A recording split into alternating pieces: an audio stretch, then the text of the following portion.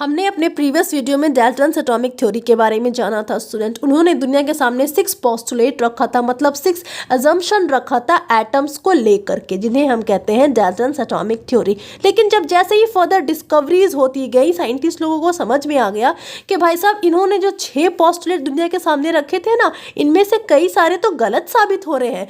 तो चलिए इस वीडियो में हम यही जानेंगे student, drawbacks of Dalton atomic theory, या फिर आप इसे कह सकते हैं limitations of Dalton's atomic theory. So let's begin the video. तो पहला पोस्टुलेट उनका यह गलत साबित हुआ स्टूडेंट। उन्होंने कहा था कि atom can not be divided, मतलब एटम इज इनडिविजिबल, ये कभी टूट ही नहीं सकता है। मैटर का सबसे छोटा पार्टिकल एटम होता है, ठीक है, लेकिन अब एटम एक ऐसे स्टेज पर आ गया है जिसे आप डिवाइड नहीं कर सकते हैं। लेकिन जब फर्दर डिस्कवरीज हुई तब पता चला कि भाई साहब एटम तो खुद 3 सब एटॉमिक पार्टिकल से बना है, मतलब एटम के अंदर भी कुछ है। तो बाद में ये रिवील हुआ स्टूडेंट कि एटम बना है प्रोटॉन, न्यूट्रॉन एंड इलेक्ट्रॉन से, मतलब एटम भी फर्दर डिवाइड हो सकता है। जब आप इसे तोड़ोगे, जब आप इसे डिवाइड करोगे, तो आपको पता चलेगा कि एटम के अंदर एक न्यूक्लियस है जिसमें प्रोटॉन है और न्यूट्रॉन है, और इनमें एक एनर्जी शेल है। उस एनर्जी शेल के चारों तरफ रिवॉल्व करते हैं इलेक्ट्रॉन। तो इससे ये साबित हो गया कि भाई साहब एटम भी डिवाइड हो सकते हैं, और एटम खुद 3 सब एटॉमिक पार्टिकल के बने होते हैं, proton, neutron and electron.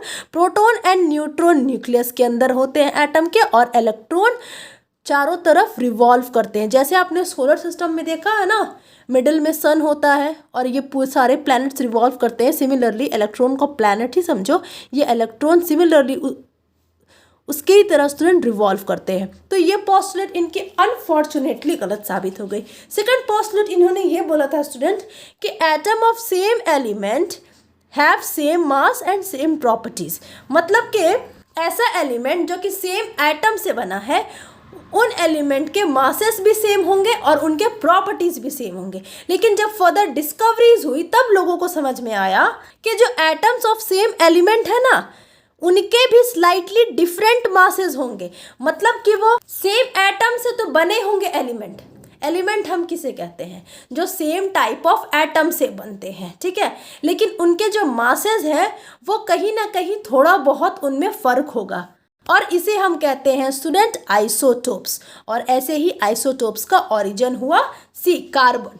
Carbon एक क्या एलिमेंट है ना, ये सिर्फ same type of carbon atom से बने हैं एलिमेंट, ठीक है।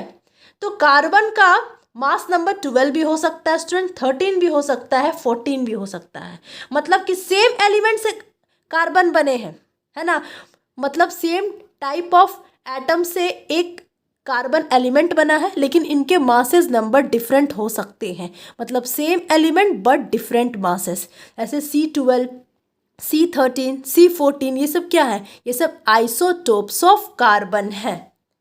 अब हम जब आगे पढ़ेंगे इस चैप्टर में तब चीज़ें और क्लियर हो जाएंगी। आइसोटोप्स किसे कहते हैं, आइसोबार्स किसे कहते हैं। फिलहाल आप इतना जान लें कि ये जॉन डाल्टन एटॉमिक थ्योरी के लिमिटेशंस पढ़ रहे हैं, जिसमें उन्होंने कहा था कि जो सेम टाइप ऑफ एलिमेंट है उनके मासेस सेम होंगे, लेकिन ऐसा नहीं रहा। सेम टाइप ऑफ एलिमेंट तो है, लेकिन इनके मासेस डिफरेंट हो सकते हैं, जिसे हमने कह दिया आइसोटोप्स। जैसे सबसे बेस्ट एग्जांपल है कार्बन का। Carbon same type of atom से बने हैं, same type of carbon atom से मिलकर एक कार्बन एलिमेंट बना है, लेकिन इनके मासेस डिफरेंट है, C12, C13, C14। I hope आपको चीज़ें क्लियर हो रही होंगी। अब उन्होंने अपने नेक्स्ट पोस्टुलेट में ये बोला था स्टूडेंट कि atom of different element have different masses and different properties, मतलब जो हमने अभी नेक्स्ट पोस्टुलेट पढ़ा, जो हमने अपने प्रीवियस पोस्टुलेट पढ़ा, उसका बिल्कुल रिवर्स, उसका बिल्कुल रेसिप्रोकल। उन्होंने बोला कि भाई साहब डिफरेंट एलिमेंट के डिफरेंट मासेस होंगे और डिफरेंट प्रॉपर्टीज होंगे। अनफॉर्चुनेटली ये भी आगे जाकर के गलत साबित हुआ क्या? डिस्कवरीज में क्या पता चला साइंटिस्ट को कि atoms of different element can have same masses, मतलब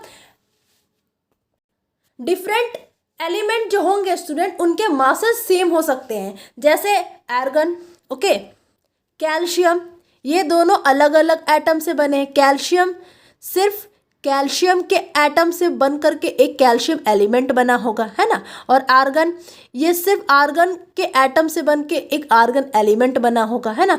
मतलब ये अलग अलग एटम से बने हैं, है ना, डिफरेंट एलिमेंट है, लेकिन ये दोनों का मासेस सेम है। मतलब ये दोनों का मास नंबर जो है वो सेम है, 40-40 है। ओके, सो मास नंबर सेम किसका, ऑफ डिफरेंट एलिमेंट। अनफॉर्चुनेटली ये भी पोस्टुलेट उनका गलत साबित हो गया।